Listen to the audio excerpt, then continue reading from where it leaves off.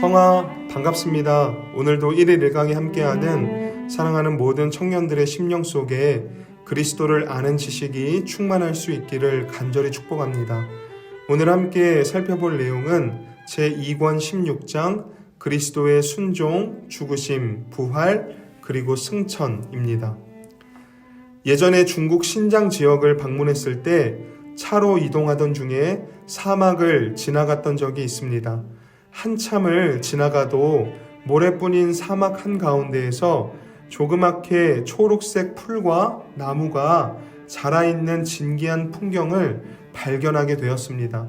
그때 가이드를 해주셨던 선교사님께서는 눈에는 보이지 않지만 저곳에는 분명히 샘이 있기 때문에 그 주변으로 풀과 나무가 자라있는 것이라고 설명을 해주셨던 것이 기억에 남습니다.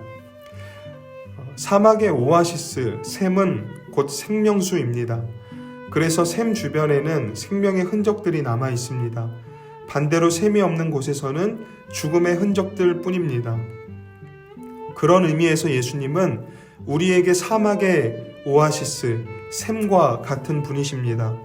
예수님이 왜 우리에게 단 하나뿐인 샘이신지, 어떻게 그 샘이 되어주셨는지, 그 샘에서 우리는 어떤 물을 마시고 어떤 복을 누릴 수 있는지 이번 장을 통해서 살펴보도록 하겠습니다. 오늘과 내일 2시간 동안 한번 이 내용을 우리가 집중적으로 나누어 보겠습니다. 우리는 죄 때문에 죽음의 사막에 버려졌던 존재였습니다. 우리가 버려진 죽음의 사막에는 하나님의 저주와 진노가 충만했습니다. 온갖 불의와 방탕, 자랑, 교만, 시기, 미움, 살인, 음란, 배반, 탐욕, 비방, 불신 등 온갖 죄악들만이 모래알처럼 득실거렸습니다. 거기에는 구원받을 소망이 전혀 없었습니다. 오직 사탄과 죄의 종노릇하다 영원히 멸망받을 만한 비참한 운명만 기다리고 있었습니다. 그렇게 처참한 처지에 놓인 우리 앞에 하나님은 예수 그리스도라는 생명의 샘을 터뜨리셨습니다.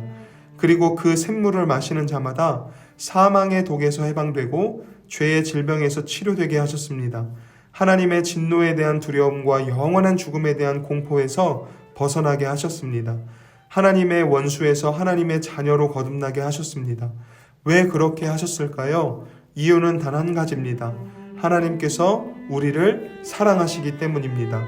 이에 대해서 로마서 5장 8절에서는 우리가 아직 죄인되었을 때에 그리스도께서 우리를 위하여 죽으심으로 하나님께서 우리에 대한 자기의 사랑을 확증하셨느니라 말씀합니다. 하나님이 우리 죄인들을 보실 때 미운 것밖에는 없지만 하나님은 우리 안에서 사랑하실 만한 것들을 찾아내십니다. 우리는 타락했지만 여전히 하나님이 창조하신 소중한 피조물, 하나님의 자녀이기 때문입니다. 그래서 하나님은 예수 그리스도 안에서 우리를 보시기로 작정하신 것입니다.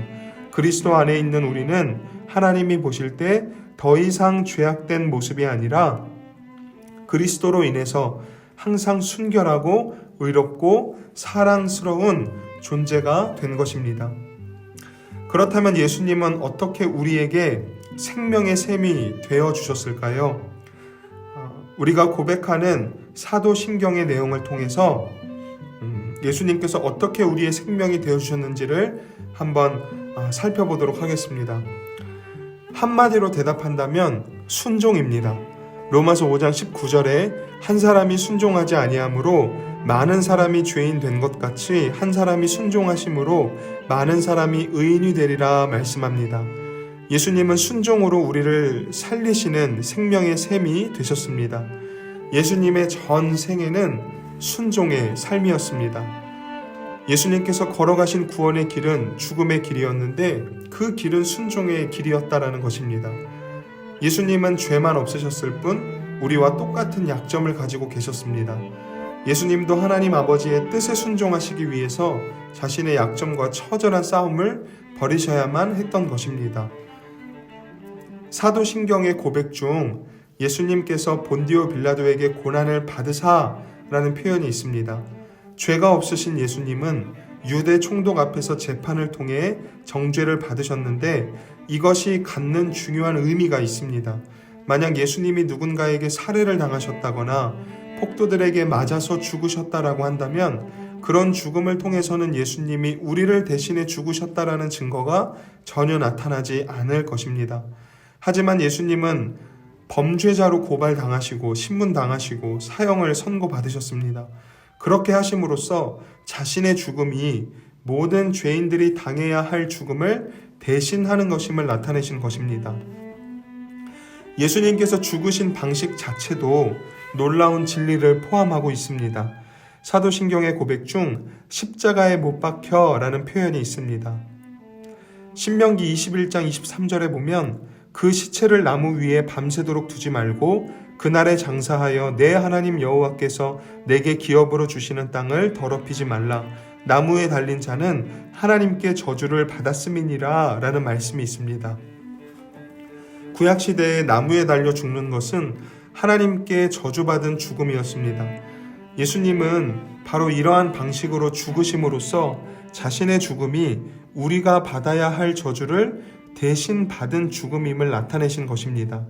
십자가는 우리 몫이었던 죄의 저주가 그리스도에게로 옮겨졌다는 사실을 분명하게 보여줍니다. 그래서 바울 사도는 갈라디아서 3장 13절에 그리스도께서 우리를 위하여 저주를 받은 바 되사 율법의 저주에서 우리를 속량하셨으니 기록된 바 나무에 달린 자마다 저주 아래 있는 자라 하였음이라 라고 말씀한 것입니다. 그리고 이어서 또 사도신경을 보면 죽으시고 장사된 지라는 고백이 있습니다. 예수님은 우리를 위해서 십자가에 죽으시고 장사되셨습니다. 자신을 죽음에 내어주신 것은 우리처럼 죽음에 굴복하시려는 것이 아닙니다. 오히려 죽음을 삼키신 것입니다. 다시 말해서 우리를 죽음에서 구원하시기 위해서 죽음을 맛보셨다라는 것입니다. 히브리서 2장 9절에 보면 오직 우리가 천사들보다 잠시 동안 못하게 하심을 입은 자 곧 죽음의 고난받으심으로 말미암아 영광과 존귀로 관을 쓰신 예수를 보니 이를 행하심은 하나님의 은혜로 말미암아 모든 사람을 위하여 죽음을 맛보려 하심이라 말씀합니다. 예수님의 죽으심과 장사되심은 우리에게 크게 두 가지 유익을 얻게 하셨습니다. 첫 번째 유익은 죽음의 공포를 이길 수 있게 되었다라는 것입니다. 두 번째 유익은 우리로 하여금 우리 육체의 욕심을 죽여 무덤에 묻고 옛사람이 번성하거나 결실하지 못하게 할 수 있게 되었다라는 것입니다.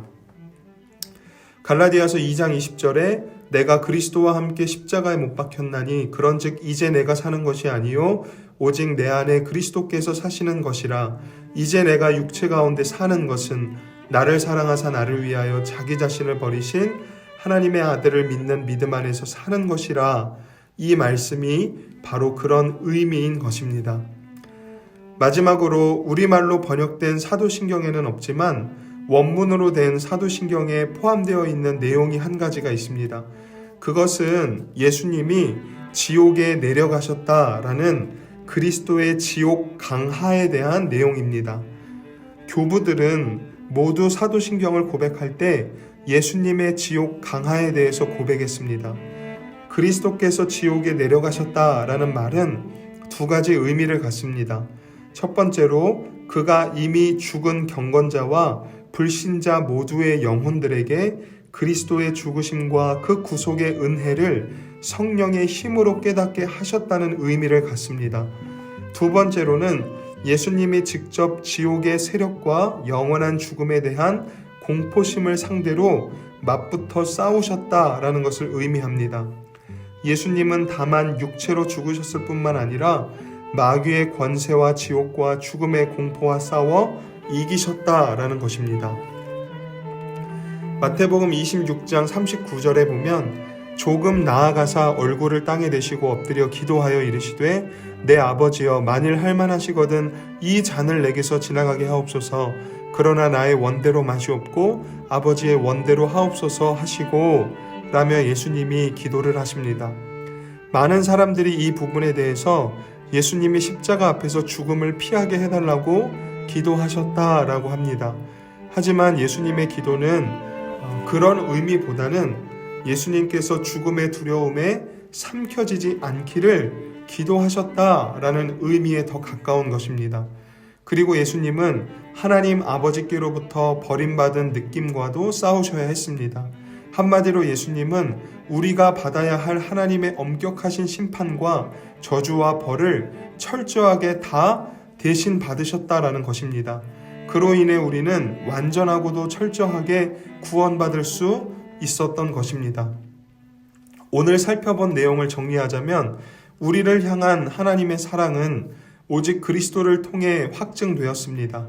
예수님은 하나님의 사랑을 우리에게 보여주시기 위해서 자신의 일생을 하나님의 뜻에 순종하셨습니다. 고난을 받으시고 십자가에 못 박혀 죽으시고 장사되시고 지옥에 내려가셨습니다. 우리가 받아야 할 하나님의 엄격하신 저주와 심판과 벌을 철저하게 대신 받으셨습니다. 그 은혜로 말미암아 우리는 죄로부터 구원받고 하나님의 사랑 안에 거할 수 있게 된 것입니다. 오늘 하루 이 하나님의 사랑과 예수님의 은혜를 깊이 묵상하시며 믿음의 삶을 살아가시는 저와 우리 모든 청년분들 될 수 있기를 주님의 이름으로 간절히 축복합니다. 하나님 아버지 감사합니다. 죄로 인해 죽을 수밖에 없었던 우리들 내버려 두지 않으시고 예수님의 십자가 은혜를 통해서 하나님의 사랑 안에 붙들려 사는 하나님의 자녀 되게 하여 주심에 참으로 고맙고 감사드립니다. 오늘 하루도 그리스도께서 나를 위해 행하신 일, 나를 위해 베푸신 그 은혜를 잊지 않고 기억하며 살게 하여 주시옵소서. 그리스도에 대한 바른 믿음을 가지고 십자가 은혜만을 붙들며 은혜로운 삶을 살아가는 성역의 모든 청년들 되게 하여 주시옵소서. 예수님의 이름으로 간절히 기도드립니다. 아멘.